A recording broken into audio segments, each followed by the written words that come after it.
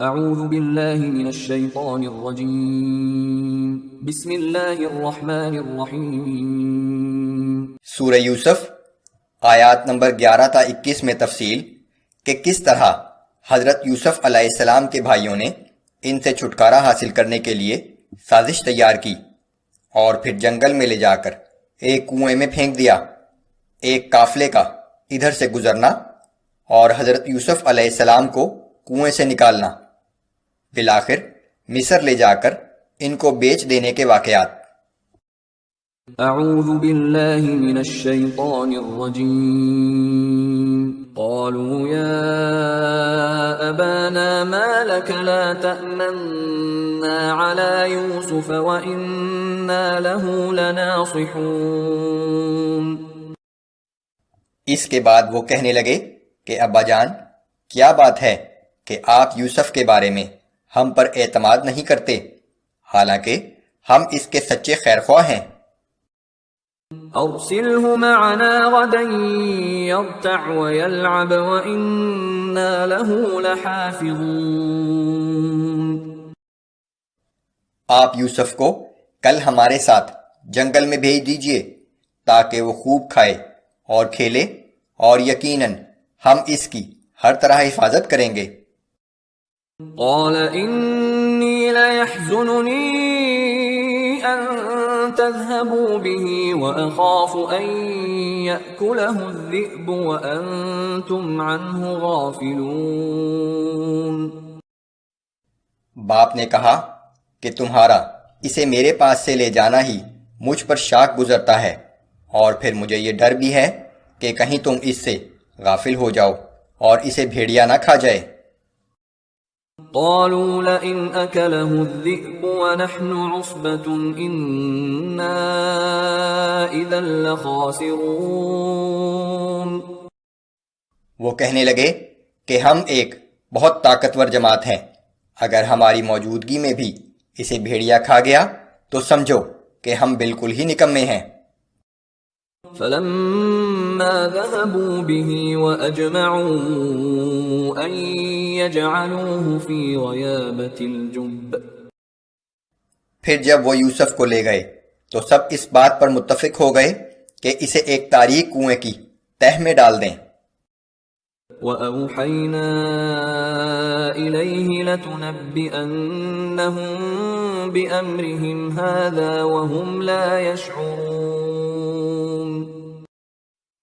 اور اس وقت ہم نے یوسف کی طرف وحی بھیجی کہ ایک دن آئے گا جب تم سب کے سامنے انہیں ان کی یہ سازش یاد دلاؤ گے، اور اس وقت یہ لوگ تمہیں پہچان بھی نہ سکیں گے۔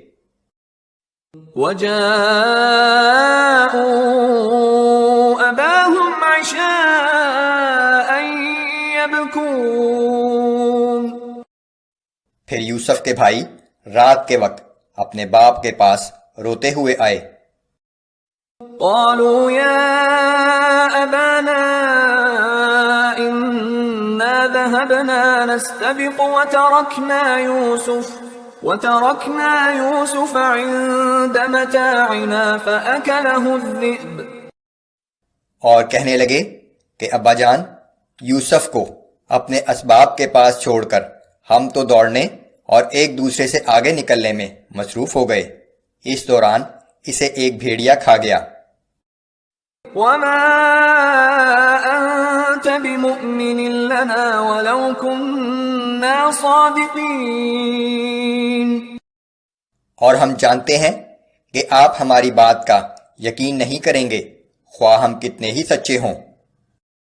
وَجَاءُوا عَلَى قَمِيصِهِ بِدَمٍ كَذِبٍ۔ اور وہ یوسف کی قمیص پر جھوٹا خون بھی لگا لائے تھے۔ قال بل سولت لكم أنفسكم أمرا فصبر جميل۔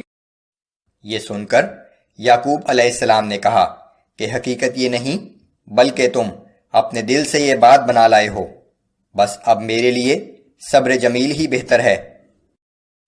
واللہ المستعان على ما تصفون۔ اور جو کچھ تم بیان کر رہے ہو میں اس پر اللہ ہی سے مدد طلب کرتا ہوں۔ وجاءت سيارة فأرسلوا واردهم فأدلى دلوه قال يا بشرى هذا غلام۔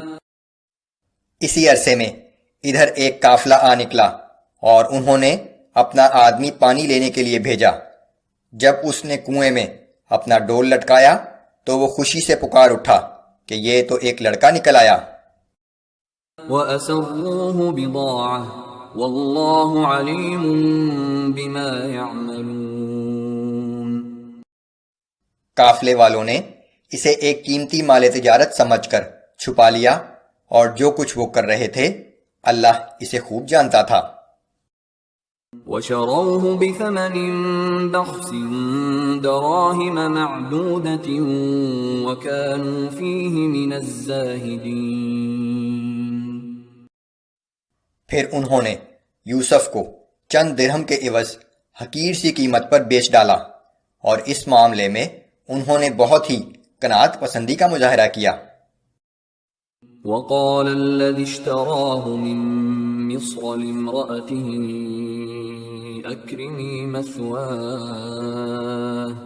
أكرمي مثواه عسى أن ينفعنا أو نتخذه ولدا۔ اہل مصر کے جس شخص نے یوسف کو خریدا اس نے اپنی بیوی سے کہا کہ اسے عزت کے ساتھ رکھنا، کیا عجب کہ یہ ہمیں کوئی فائدہ پہنچائے یا ہم اسے بیٹا بنا لیں۔ وَكَذَلِكَ مَكَّنَّا لِيُوسُفَ فِي الْأَرْضِ وَلِنُعَلِّمَهُ مِن تَأْوِيلِ الْأَحَادِيثِ۔ اور اس طرح ہم نے سرزمین مصر میں یوسف کے قدم جمائے تاکہ ہم اسے باتوں کی حقیقت تک پہنچنے کا علم سکھائیں۔ واللہ غالب علی امرہ ولکن اکثر الناس لا يعلمون۔ اور اللہ جس کام کا ارادہ کرتا ہے وہ ہو کر رہتا ہے، لیکن اکثر لوگ اس حقیقت کو نہیں جانتے۔ یوسف علیہ السلام کے بھائیوں نے پہلے انہیں مارنے کا ارادہ کیا، پھر ان سے جان چھڑانے کے لیے انہیں ایک کنویں میں پھینک دیا، لیکن اللہ نے اس شر کو خیر میں بدل دیا اور یوسف علیہ السلام کو مصر پہنچا کر حکومت میں ایک اعلیٰ عہدہ عطا کر دیا۔